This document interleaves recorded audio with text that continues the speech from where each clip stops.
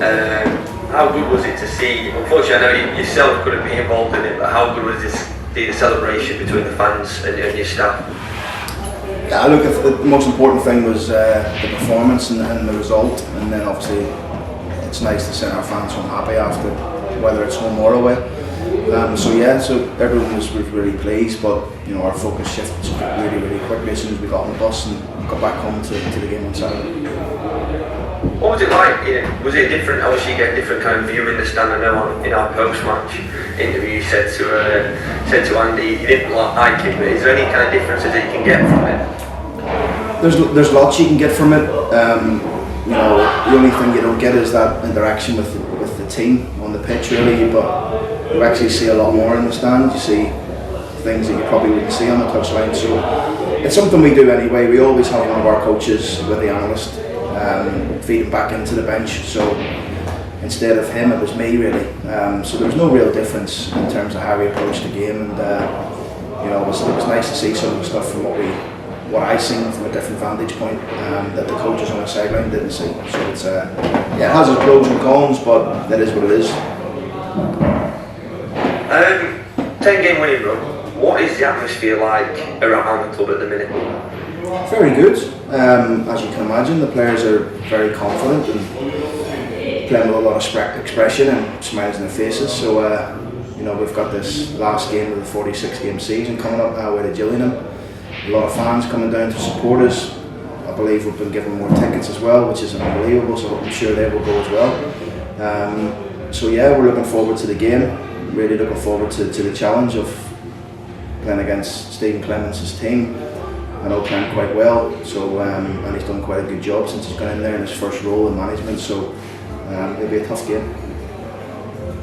On Football Heaven on Tuesday night before the Colchester game, we had Andrew call up, who he told us a story about why the comeback victory at Barrow meant so much to him and his family. Have you heard the call? I have, yeah. I got asked about it actually yesterday on the sponsors dinner that we were all attended yesterday.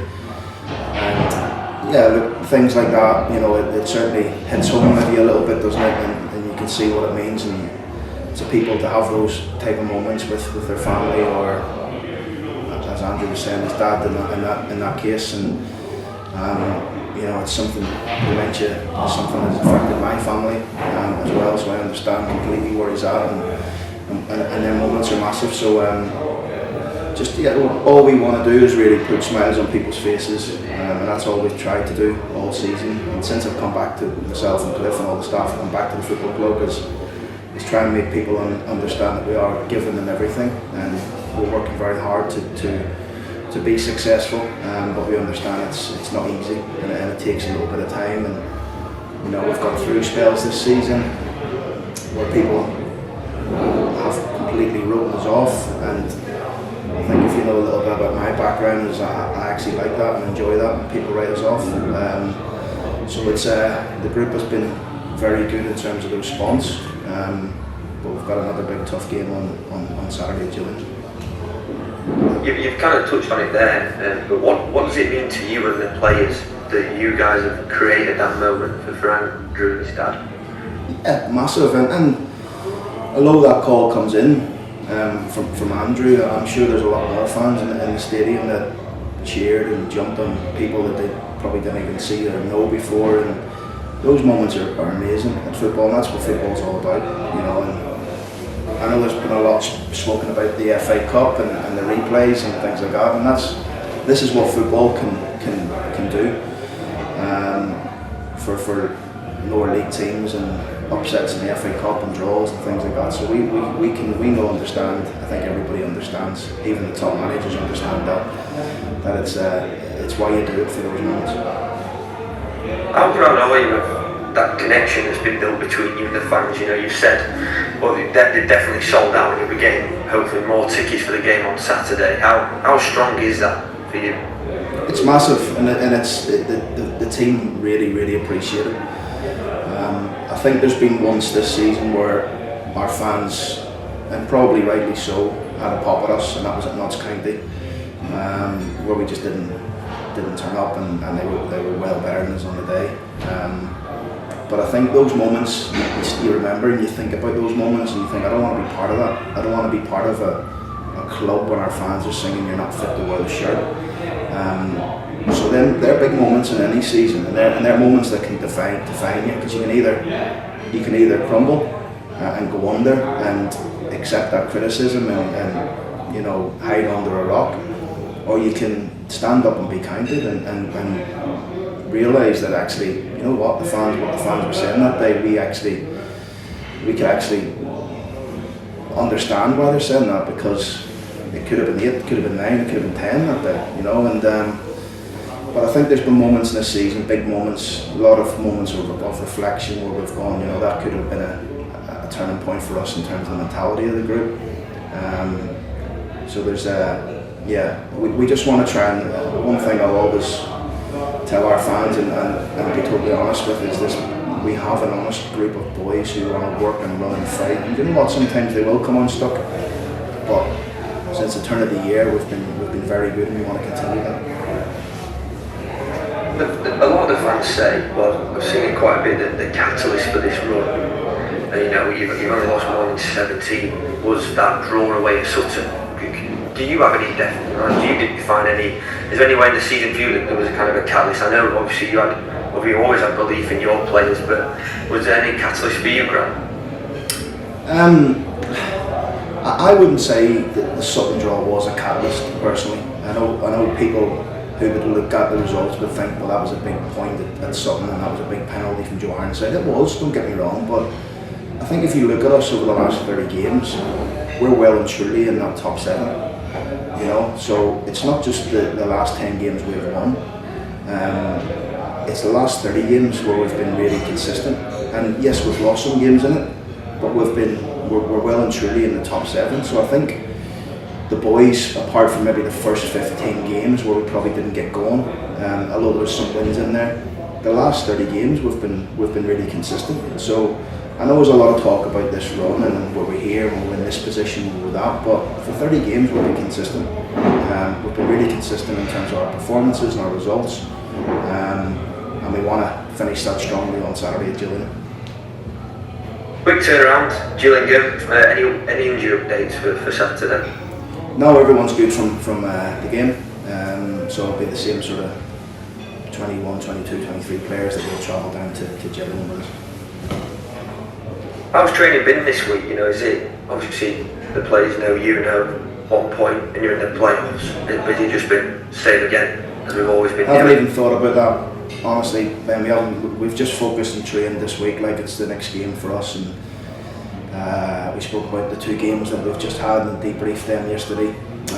Today we're focused, obviously straight after that we're focused on the Gillingham game and putting a plan in place to go there and hopefully get another result. So that's the way we've focused it. There's been no talk of anything else other than can we go there and perform and get another result. You've come back twice from behind in the last 2 games. How will that character belief help you going into Saturday? Well, it's something if I look back on the season, we haven't really been good at is coming back, but I think over the last couple of games we've shown we can do that. So I spoke after the game at Colchester to say I felt really comfortable in the second half, and I stand by that. I felt the boys took the information on board at half time about coming back into our shape quicker, because I think we just lost a little bit of our way in the first half. When we attacked, we didn't recover quick enough. So there are things I can see higher up in the stand. So it was just rejigging that, the front 3, the midfielders' positions, etc. when we lost the ball, which in turn put us in better positions to control the game a bit more and create more moments. I think I heard Danny Cowley's comments after the game saying there was only one team trying to win it. I think I actually found that quite funny, because I think we scored 2 goals in the first half, 2 goals in the second half, and probably should have had 2 or 3 more. So like I said after the game, we'll always go for more goals. We'll always go for more goals, and that's the way we like to approach things. You've mentioned how important the fans are, and is that why the fans there's more and more wanting to come and watch Doncaster Rovers now? Because you've scored 4 in your last 3 games. You scored 4 goals in every game. They're going to get that attacking threat. Yeah, that's again, it's the way the team is, it's the way we coach them, it's how we want to work and how we want to play. Look, don't get me wrong, if we win 1-0 on Saturday, I'll be delighted with that as well. But it's I like my team to be on the front foot. I like them to play with energy. I like them to create chances and be expressive and play with a smile on your face. But the big thing the players know is that, you know, when they lose the ball, it's that energy to win the ball back. And I felt in the first half of Colchester we probably didn't have that. Hence why I was talking to you about that reaction. So the second half we certainly found it and took the game away from them. Like I said, you've only lost once in the last 17 games. But what did you see in the dressing room that's made this great run possible? There's been a lot, and no doubt when the season finishes, I'll be able to sit down and go through everything. It's hard to pinpoint anything really. There's a lot of hard work that's gone on this season at this football club, all season by the way, and it's things you probably wouldn't see behind the scenes, etc. You know, but from us, you know, I'll come out and speak and I'll talk to you about our performances and how we can play and how we can be better and what's good and what's not good. But to make a team successful and for a team to be in this sort of confidence, particularly when you're picking up a football club that's seen some dark times over the last few years, and we don't start the season well as well. So there's a lot goes into it. It's not about just recruitment or one or two players come back from injury. There's a lot more to it, and I think the whole football club is galvanised, and I think hopefully we've made people believe that, you know, we actually are a good team and we can compete with anyone in the league. Joe inside 5-4. He's hit some form, hasn't he? Yeah, Joe's been outstanding. Outstanding, robust, strong. Takes the knocks, but also can give the knocks back. 23 goals I think he's got now in total. So it's a good return from him. But I've no doubt if you spoke to Joe, he'd think he should have 30. And that's what I like about him. You know, he remembers the misses more so than the goals, and I think that's what keeps him hungry.